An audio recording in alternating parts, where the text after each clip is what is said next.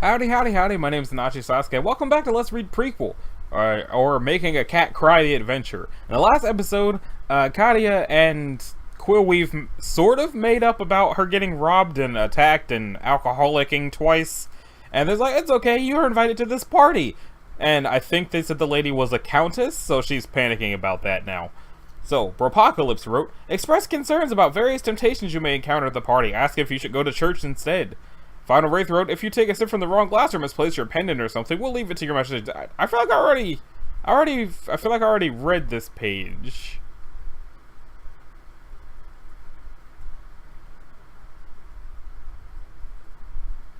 Yeah, I did totally already read this page. I wonder why this is where it bookmarked it at.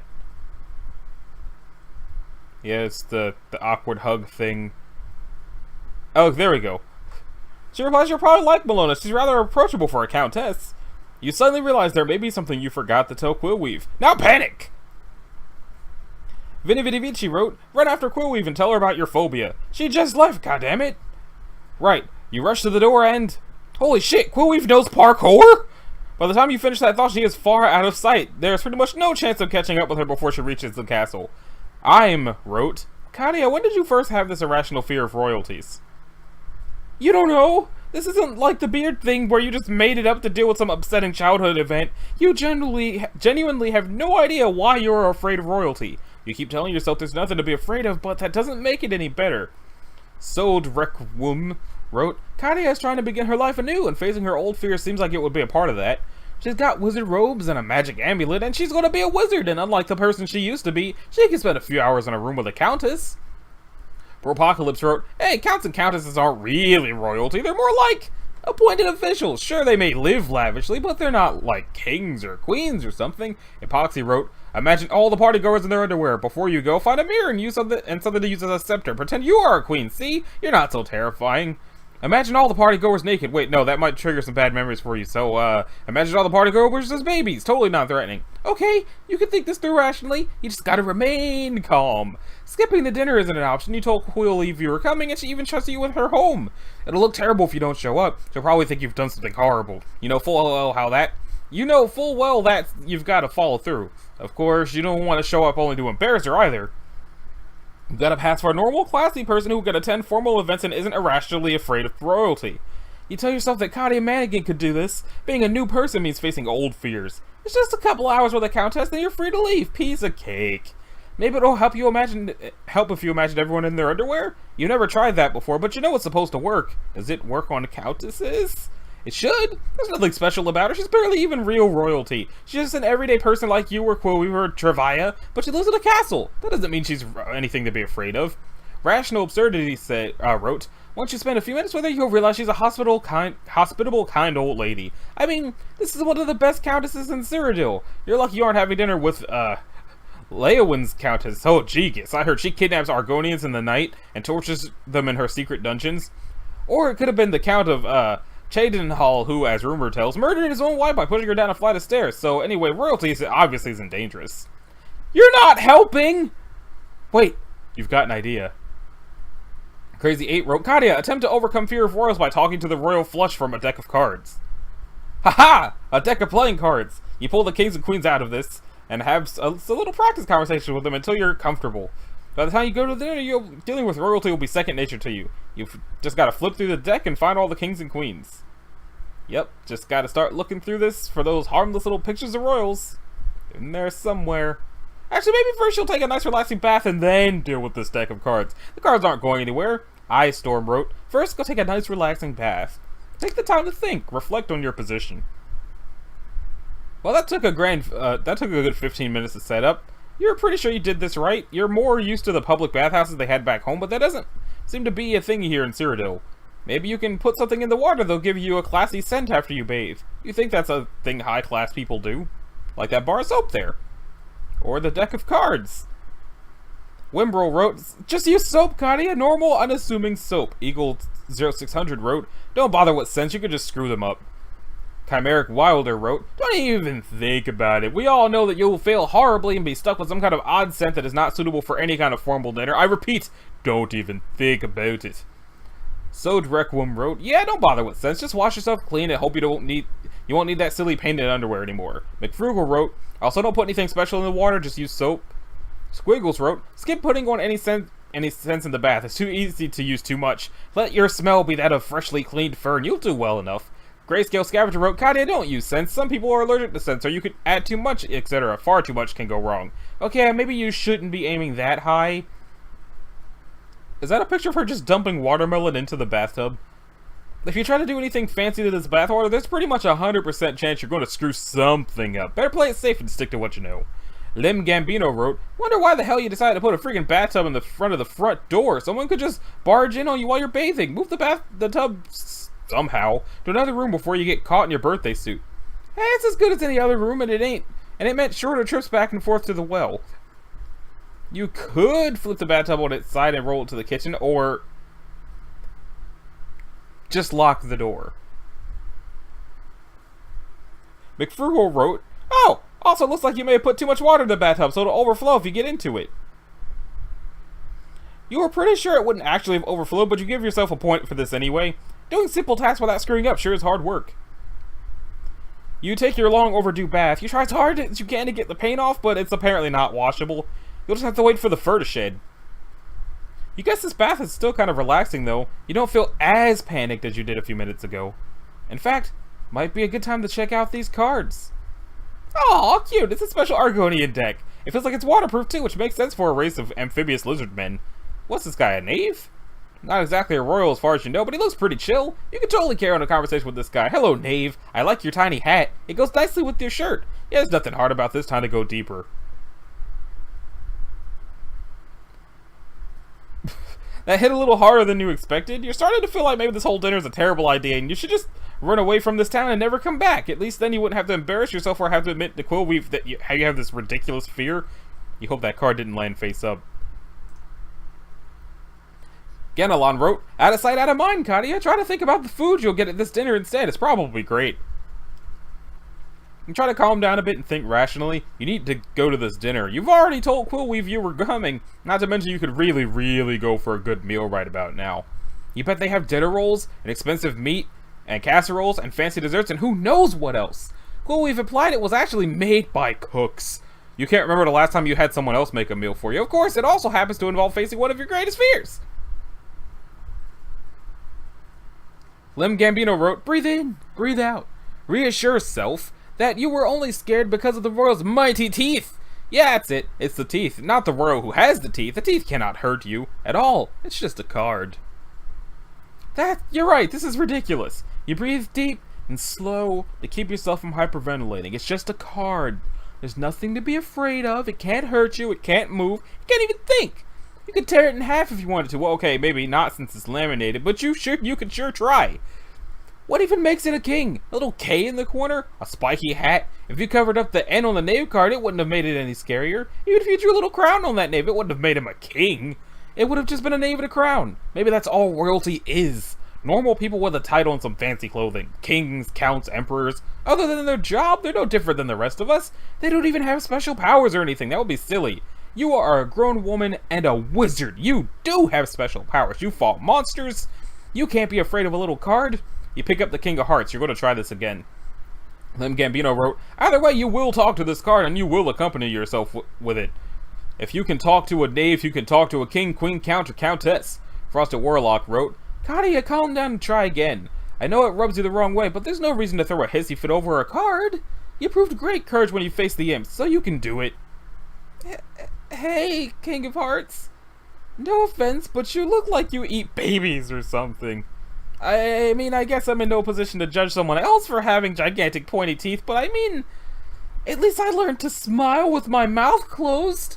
You look like the kind of person who uses skulls for interior decorating, though, I guess I did that earlier today, too. I'm sorry, if you haven't noticed here, I'm kind of terrified of royalty. It's nothing personal. I mean, maybe you're a great guy, or maybe you only became a king since you married because you married a princess or something and received a kingdom? I mean, I have to admit, having a kingdom sounds pretty nice. This sounds totally childish and stupid, but sometimes I wish I wasn't afraid of royalty, just so I could wish I was a princess. That's what normal little girls are supposed to do when growing up, right? I guess I kind of missed out on all that. You're probably not a bad person, King of Hearts, I bet you're trying as hard as you can to be a good king and not scare people with your terrifying maw. I hope you like your job? I'm sorry. Yeah. Mono99099 wrote, "Damn it, Katia, you've been running from your fears your whole life. It's even what wrecked your previous life before you became Katia made you a horrible alcoholic. For once in your life, you have to face up to your fears. In fact, facing up to your fears now might just enable you to be the success you dreamed of when you moved here. So, don't you run again now." The final Wraith wrote, "In case you didn't know it, you did not come off as a confident / self-assured to Quillweave. You almost chickened out of a fucking hug? So I think Quillweave is already included in her mental calculations the very high probability that your behavior will be more than a little skittish. What I'm trying to say is it's okay, Katia. It's okay to be afraid. No one's going to hate you for being afraid. You are completely terrified, but you're not going to let that stop you. You are Katia fucking Mannigan. You came here because you wanted a better life, and you are not going to be torn down by the same dumb phobia that ruined your last life. You will go to that dinner, eat a ridiculous amount of food, talk to a countess, and be fucking terrified the whole time. But it doesn't matter. This is an opportunity, and you're not going to let it slip by. Or let it slip past. It's time to be more than the slutty, homeless alcoholic Khajiit with an irrational fear of royalty. It's time to be Katia Mannigan." Rational Absurdity wrote, "Pick up the king and kiss him." Kiss him! This instant. Well, okay, you're not going to go that far. Baby steps here. I like how her hair looks for being in the water.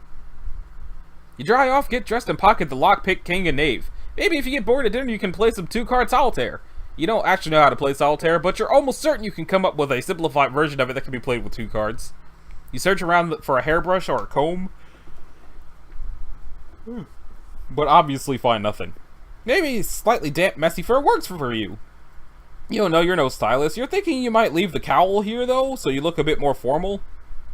Not wanting to leave this place a complete mess, you stack up the remaining cards and use the towel to mop up some of the water you spilled.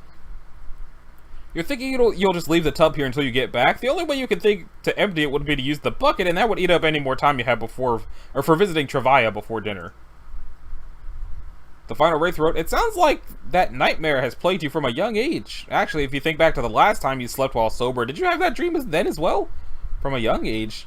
That king nightmare has been with you as long as you can remember. It doesn't happen every time you sleep sober, though. It comes and goes. For instance, you didn't have it once on the ship right here. All you dreamed about was being devoured by wild animals. This was possibly because the only book you could find on the ship was the Encyclopedia of Deadly Creatures." Zuki wrote, "Katia Mannigan is a pretty brave person for doing something like this. Thanks, you guess. You're not really brave, though. You're just sort of pretending you are. You're a bit worried this whole facade is going to break down as soon as you reach the castle. Hopefully it won't, and you'll be able to pretend you're brave all the way through dinner." Robberman wrote, "I wonder if you've been using the bedroom upstairs. Where's Quillweave been? If you've been using the bedroom upstairs, where has Quillweave been sleeping? Search the house for anything you might have missed." You hadn't even thought about that. "As far as you know, there are no other beds in this house. She's either been renting at an inn or just sleeping on the floor?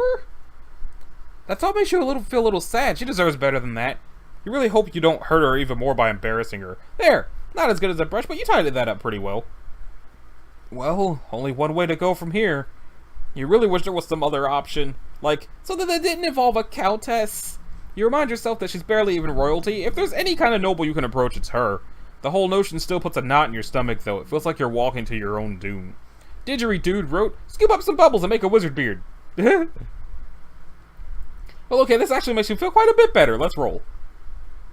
You leave Quillweave's house, lock the door behind you, and leg it to the chapel. You don't want to be late to dinner, but you still plan on checking in with Travaya before heading to the castle. Maybe she can give you some advice. Travaya greets you and remarks that she didn't expect to see you again so soon. You return her greeting and explain that you need some quick help. She asks what you need. Explain plight. Tortoise wrote, "Explain the situation. Tell her you've been invited to a dinner party and plan on going, but there's a countess there and you have an irrational fear of royalty. Ask her if there's anything she could recommend you to do to prepare yourself, or perhaps how you should behave." Armok wrote, "Take a deep breath and quickly ramble out the entire current situation in one long run-on sentence, like that thing I just did." Healy wrote, "Katia, ask about etiquette. You're a fairly new arrival to this country and there may be dinner customs that you're unaware of. You explained that about an hour ago you were invited to a dinner party and you were supposed to be there in a few minutes, but you didn't know it was actually a dinner party with a countess and you have an irrational fear of countesses and you don't know why and you still want to go because you promised your friend you would go, but you're worried you're going to chicken out and do something embarrassing and ruin everything, so you want to know if there's anything Travaya can do to help you treat a phobia really fast. Please." Travaya checks that you're not just looking for someone to make you braver for a couple of hours? Or checks that you're just looking for something to make you braver for a few hours. You say yes. She tells you to wait here a minute. She has just the thing. This is a potion of bravery. It's magic. All you have to do is drink it and you'll have the courage to face the rest of the night. She said she'll give it to you free of charge. You thank her, but you say you're pretty sure it's actually just a bottle of water she's giving you, so you'll trick yourself into facing your fear. Only so afterwards she can reveal that it wasn't a magic potion and the courage was within you all along. Well, yeah, she said they can't just hand out expensive potions like the Tails and Talos candy. But really, you probably don't need magic or anything. It seems like you'd have no problem facing your fears once you take that initial step. Just grit your teeth and dive in. She promises that it won't backfire disastrously. You appreciate the encouragement. She's probably right. You can do this. You admit that even beyond the phobia, though, you're more than a little nervous about this. You've never been to a formal dinner, let alone one in Cyrodiil, and you aren't sure you know the proper etiquette. You ask her in the nearby town guard if they have any fast advice for what you should and shouldn't do. Travaille says she didn't know this was your first formal dinner. It turns out she and the guard have plenty of tips. Keep your elbows off the table. Remember that the salad fork is a short one. Countess Umbronox hates it when people use the wrong fork. Don't forget your thank yous. Always compliment the chef if he enters the room, assuming you've tasted the food already, that is. And as far as taboo conversation topics, Travaille says never bring up the Countess's husband. The guard adds that you shouldn't talk about the Imperial Legion either. She's been having trouble with one of the soldiers. They both agree that if Archmage Traven is attending the dinner, do not talk about Kavash. The guard also says not to bring up the pineapple thing. Wait, pineapple thing? Travaille says she overheard some mention of it. The guard tells her it's really hard to describe with words, but really impressive, but he can draw it if she's curious. Oh!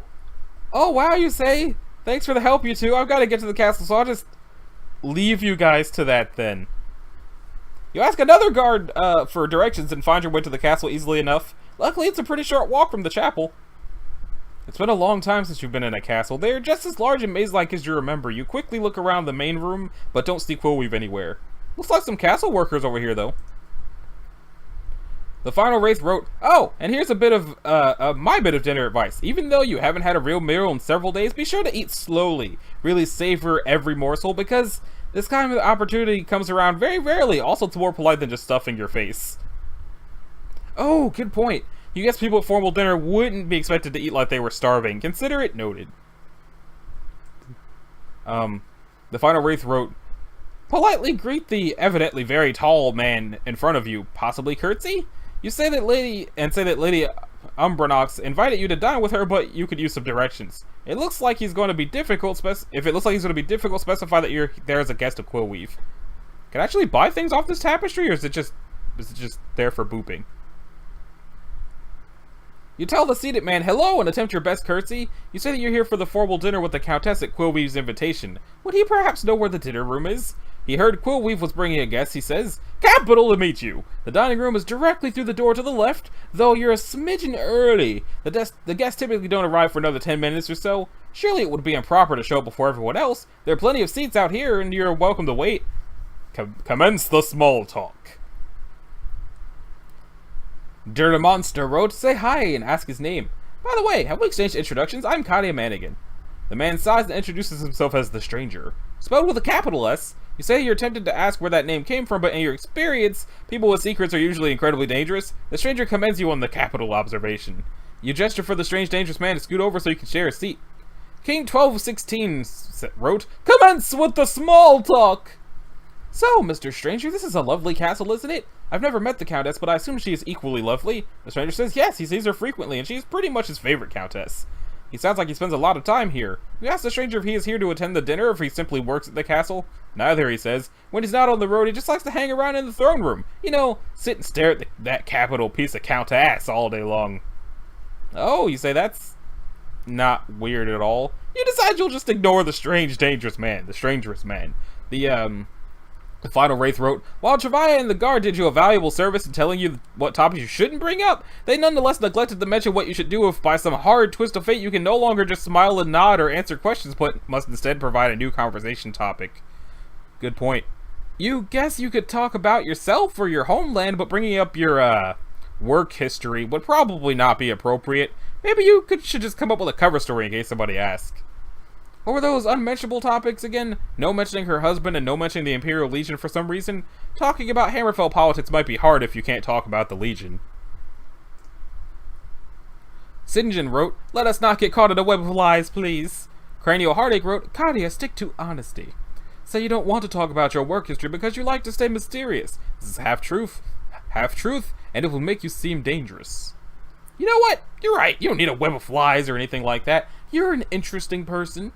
You came here from a foreign country with only dreams. You've explored ancient ruins while hunting for treasure. You fought dangerous monsters, and you acquired some awesome magic powers. Or magic fire powers. You have nothing to be ashamed of. If someone asks about an uncomfortable subject, like what you did for a living before you came to Cyrodiil, you'll just be mysterious about it. It'll make you look dangerous. Dear Monster wrote, ask Stranger if he knows what the Countess likes. Maybe you could bring one up if it gets dull. Of course, dangerous is only cool if you're also a good conversationalist. You remarked to the stranger that he seems like someone who knows the Countess very well. I mean, at least in one way or another. You want to make a good first impression in conversation, you tell him. What sort of things does the Countess really like? Damned if I know, says the stranger. I'll tell you one thing, though. That woman hates adventurers. You want to go travel the world, explore places everyone said you couldn't explore, and find a little excitement? Best keep it a secret from her. She'll just tell you to stop being a murder hobo and get a real job. Oh, you say. You'll keep that in mind. You hear Quillweave's voice. Hey, Katia. Hey, capital S. Hey, you say back. Quillweave asks if you're ready for dinner. You say you're as ready as you're going to be. She leads you into the dining room and points you towards the seats at the edge. You should take the left one if you're still worried about picking up the wrong drink, she says. You admit that has recently become the least of your concerns. In fact, you have something really important you have to tell her about, and you really should have told her earlier, but you didn't know it would come up. She asks what it is. You explain that you have a pathological fear of countesses. Quillweave doesn't believe you at first. Is that even a thing you can have a fear of? Yes, you say it's a very serious thing, and it's kind of a big deal. You spent the last hour practicing and trying to get over this fear, but you just want to forewarn her that there's maybe a small chance you'll totally flip the fuck out. Quillweave asks that you please not flip the fuck out. That would be kind of weird. You promise you'll try. I think I'm going to save the dinner for the next episode. Even though I really want to see it because I don't remember how this goes, I think it would work if I save this for the next episode. So, this has been Anachi Sasuke. This was Let's Read Prequel, episode 6. In the next episode, we're going to have this dinner and see if she does or does not flip the fuck out, or if she does or does not end up having any alcohol. So, if you liked it, a like and a subscribe will be groovy. If you didn't, you need to do either one of those things. I will try to remember to put a link in the description so you can also read the comic if you'd like. And I will see y'all in the next one. Later.